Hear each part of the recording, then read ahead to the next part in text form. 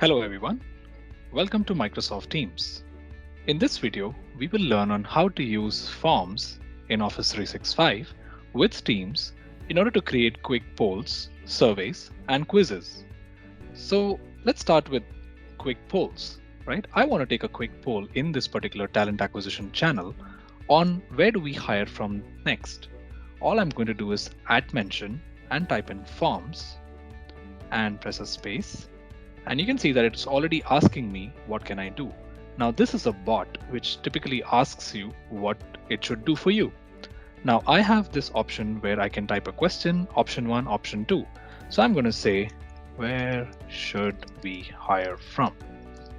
And I can give it options. I am A, comma, I am B.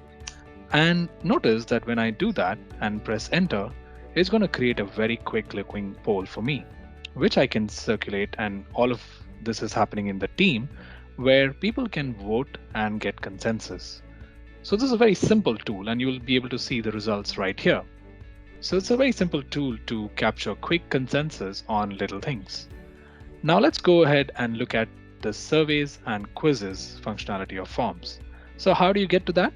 Go into the browser and type in your Office 365 URL, which is portal.office.com.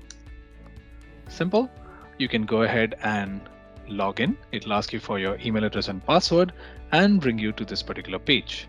Now here, notice you have all of the apps. Now I'm going to select forms, which is going to bring me here, right? I can go ahead and cancel this. And here I can see all of the forms that I have created and all of the responses that I have received. Now you can go ahead and create a form, or you can create a quiz.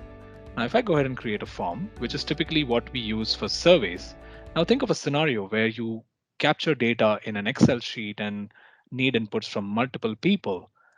Forms can really help us because it can capture all of that in a good looking format as per our requirement. And then we can export all of those responses in Excel. So I'm going to say data collection. And I'm going to enter a question. I'll say, where should we start?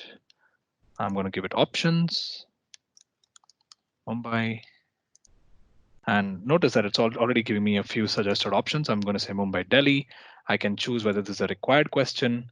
And the moment I do that, I can also select from some themes that I have. So I'll just say that I want to use this theme. I can make this form looking much better. And I can go ahead and share this form. Now, before you share, you can also do some settings like, you can select anyone with a link can respond, or you can say that record the name of the person, or I want only one response per person. All of that can be done. So you can then go ahead and share the form and copy this link, and you can embed it into a team channel from here. So click on the plus on the tab and use this particular tab, use an existing form and say data collection and select the collect responses.